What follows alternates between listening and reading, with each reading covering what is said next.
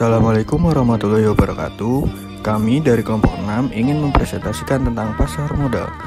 Sebelumnya, izinkan kami untuk memperkenalkan diri terlebih dahulu.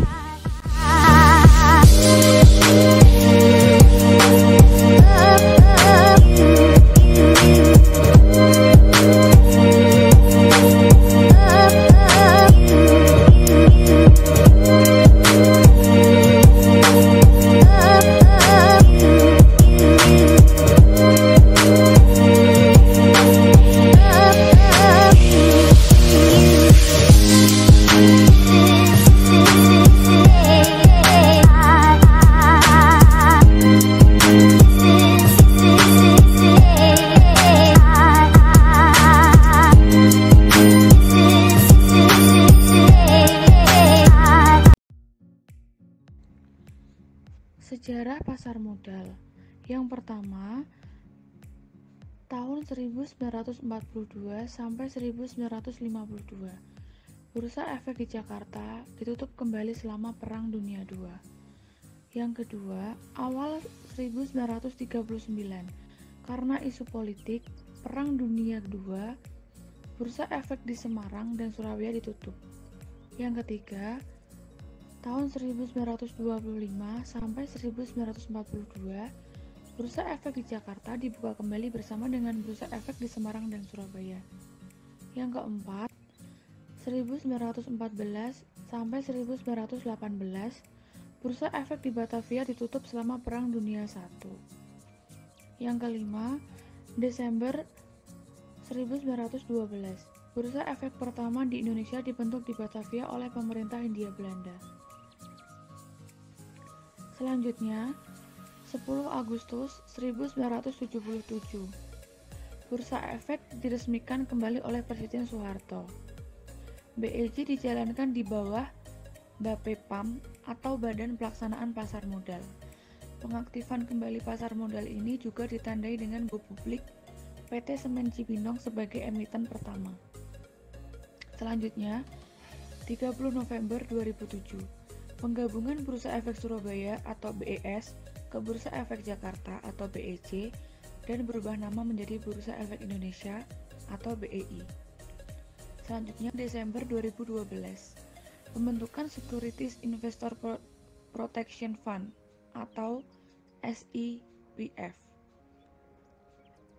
Yang terakhir, Januari 2012, pembentukan Otoritas Jasa Keuangan atau OJK. Pengertian pasar modal. Pasar modal secara umum merupakan suatu tempat bertemunya para penjual dan pembeli untuk melakukan transaksi dalam rangka memperoleh modal. Penjual dalam pasar modal merupakan perusahaan yang membutuhkan modal atau emiten, sehingga mereka berusaha untuk menjual efek-efek di pasar modal. Sedangkan pembeli atau investor adalah pihak yang ingin membeli modal di perusahaan yang menurut mereka menguntungkan. Dasar hukum pasar modal. Yang pertama, Undang-Undang Nomor 8 Tahun 1995 tentang pasar modal. Yang kedua, Peraturan Pemerintah Nomor 45 Tahun 1995 tentang penyelenggaraan kegiatan di bidang pasar modal. Yang ketiga, Peraturan Pemerintah Nomor 46 Tahun 1995 tentang tata cara pemeriksaan di bidang pasar modal. Yang keempat, Surat Keputusan Menteri Keuangan Nomor 645/KMK 10/ tahun 1995 tentang pencabutan Keputusan Menteri Keuangan Nomor 1548 tahun 1990 tentang pasar modal. Yang kelima, Keputusan Presiden Nomor 117/ tahun 1999 tentang perubahan atas Keputusan Presiden Nomor 97/ tahun 1993 tentang tata cara penanaman modal sebagaimana telah diubah dengan Keputusan Presiden Nomor 115/ tahun 1998. Jenis-jenis pasar modal itu dibagi menjadi dua, yaitu pasar perdana atau primary market dan pasar sekunder atau secondary market. Pasar perdana adalah tempat terjadinya penawaran saham pertama kali dari emiten kepada para pemodal selama waktu yang ditetapkan oleh pihak penerbit sebelum saham tersebut diperdagangkan. Sementara, pasar sekunder adalah tempat terjadinya transaksi jual beli saham di antara investor setelah melewati masa penawaran di pasar perdana dalam waktu selambat-lambatnya 90 hari setelah izin emisi diberikan. Maka efektor tersebut harus dicatat dalam bursa. Selanjutnya, fungsi pasar modal. Fungsi yang pertama yaitu sebagai sumber penghimpun dana. Kebutuhan dana perusahaan bisa dipenuhi dari berbagai sumber pembiayaan. Fungsi yang kedua sebagai sarana investasi. Pada umumnya, perusahaan yang menjual surat berharga seperti saham atau obligasi ke pasar modal adalah perusahaan yang sudah mempunyai reputasi bisnis yang baik dan kredibel, sehingga efek-efek yang dikeluarkan akan laku dijualbelikan di bursa. Fungsi yang ketiga sebagai pemerataan pendapatan. Pada dasarnya, apabila perusahaan tidak melakukan go public, pemilik perusahaan terbatas pada personal pendiri perusahaan yang bersangkutan. Dengan go public-nya, perusahaan memberikan kesempatan kepada masyarakat luas untuk ikut serta memiliki perusahaan tersebut. Dan fungsi yang terakhir sebagai pendorong investasi. Instrumen pasar modal. Instrumen pasar modal yang diperdagangkan berbentuk surat-surat berharga yang dapat diperjualbelikan kembali oleh pemiliknya, baik instrumen pasar modal yang bersifat kepemilikan atau bersifat uang. Sifat instrumen pasar modal: kepemilikan dalam bentuk saham, utang dalam bentuk obligasi.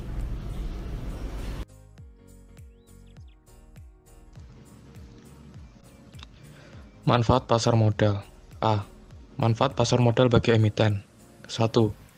Jumlah dana yang dapat dihimpun bisa berjumlah besar. 2. Dana tersebut dapat diterima sekaligus pada saat pasar perdana selesai. 3. Solvabilitas perusahaan tinggi sehingga memperbaiki citra perusahaan. B. Manfaat pasar modal bagi investor. 1. Nilai investasi berkembang mengikuti pertumbuhan ekonomi. 2. Memperoleh dividen bagi mereka yang memiliki atau yang memegang saham. 3. Memiliki hak suara dalam RUPS bagi pemegang saham.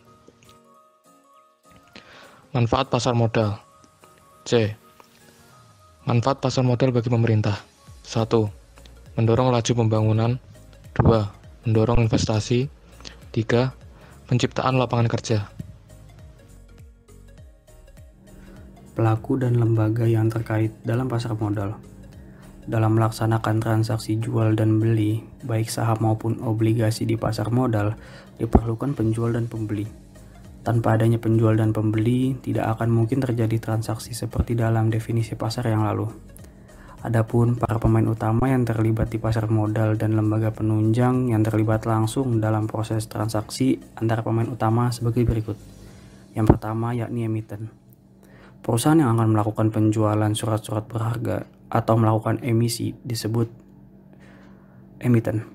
Jika bersifat kepemilikan, maka diterbitkanlah saham, dan jika yang dipilih adalah instrumen utang, maka yang dipilih adalah obligasi. Tujuan emiten untuk memperoleh modal juga sudah dituangkan dalam RUPS. Tujuan melakukan emisi antara lain untuk perluasan usaha, untuk memperbaiki struktur modal, dan untuk mengadakan pengalihan pemegang saham. Yang kedua yakni investor. Investor adalah pihak yang akan membeli atau menanamkan modalnya di perusahaan yang akan melakukan emisi.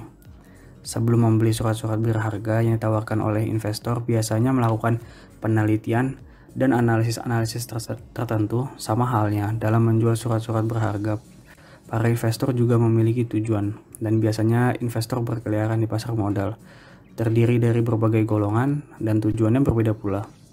Tujuan utama para investor antara lain memperoleh dividen, kepemilikan perusahaan, dan berdagang. Yang ketiga yakni lembaga penunjang. Di samping pemain utama di pasar modal, maka pemain lainnya yang turut memperlancar proses transaksi perdagangan efek adalah adanya lembaga penunjang.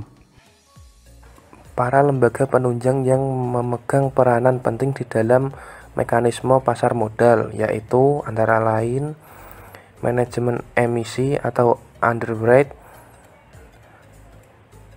perantara perdagangan efek atau broker, perdagangan efek atau dealer, penanggung atau guarantor. Selanjutnya ada wali amanat atau trust, perusahaan surat berharga atau security company. Selanjutnya ada perusahaan pengelolaan dana atau investment company dan kantor administrasi efek.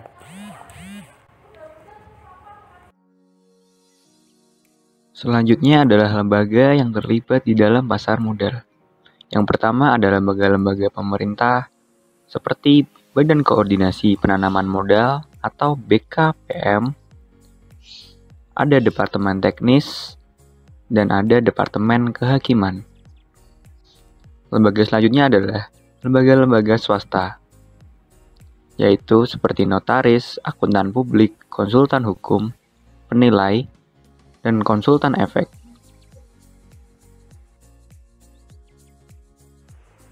Prosedur emisi. Bagi perusahaan yang akan melakukan emisi, baik saham maupun obligasi di pasar modal, haruslah memenuhi persyaratan dan prosedur yang berlaku yang telah ditetapkan di pasar modal. Prosedur dan persyaratan yang dimaksud adalah mulai dari persyaratan emisi sampai ke tangan investor. Kemudian dilanjutkan dengan penjualan dan pembelian saham dan obligasi di pasar perdana sampai di pasar sekunder. Adapun prosedur dan tahapan emisi. 1. Tahapan emisi. Yang pertama, tahapan persiapan. Sebelum melakukan penjualan saham atau obligasi di pasar modal, maka tahap pertama bagi perusahaan yang hendak mencari modal di pasar modal adalah melakukan rapat umum pemegang saham. Yang kedua, penyampaian letter of intent. Hasil rapat yang telah disetujui dalam RUPS dituangkan dalam surat, kemudian diajukan ke Bapepam sebagai wujud hendak menerbitkan efek di pasar modal. Yang ketiga, penyampaian pernyataan pendaftaran. Penyampaian pernyataan pendaftaran memuat informasi-informasi antara lain data tentang manajemen dan komisaris, data tentang struktur modal, kegiatan usaha emiten, rencana emisi, dan penjamin pelaksana emisi. Yang keempat, evaluasi oleh Bapepam. Kemudian, apabila seluruh dokumen yang dipersyaratkan telah terpenuhi, maka oleh Bapepam akan melakukan evaluasi terhadap dokumen-dokumen yang telah disampaikan. Yang kelima, dengar pendapat terbuka. Setelah semua persyaratan dilengkapi oleh perusahaan yang hendak melakukan emisi, maka langkah selanjutnya adalah mengadakan debat terbuka. Tujuan debat terbuka adalah untuk mendapatkan informasi langsung dari pihak yang hendak melakukan emisi. Debat terbuka tersebut diikuti oleh Bapepam, perusahaan yang bersangkutan, dan lembaga-lembaga yang terkait lainnya. 2. Persyaratan emisi. Izin registrasi dan listing diberikan oleh Bapepam setelah memenuhi persyaratan yang telah ditetapkan sebelumnya. Setelah registrasi di Bapepam, emisi harus listing di bursa paling lambat 90 hari setelah izin registrasi dikeluarkan. Kesimpulan dari materi yang telah disampaikan tadi adalah pasar modal sama seperti pasar pada umumnya, yaitu tempat bertemunya antara penjual dan pembeli. Di pasar modal, yang diperjualbelikan adalah modal berupa hak kepemilikan perusahaan dan surat pernyataan hutang perusahaan. Pembeli modal adalah individu ataupun organisasi lembaga yang bersedia menyisihkan kelebihan dananya untuk melakukan kegiatan yang menghasilkan pendapatan melalui pasar modal. Sedangkan penjual modal adalah perusahaan yang memerlukan modal atau tambahan modal untuk keperluan usahanya. Dalam arti sempit, pengertian pasar merupakan tempat para pembeli dan penjual bertemu untuk melakukan transaksi. Namun dalam arti luas, pengertian pasar merupakan tempat melakukan transaksi antara pembeli dan penjual, di mana pembeli dan penjual tidak harus bertemu dalam satu tempat atau bertemu langsung, tetapi dapat dilakukan melalui sarana informasi yang ada seperti sarana elektronik.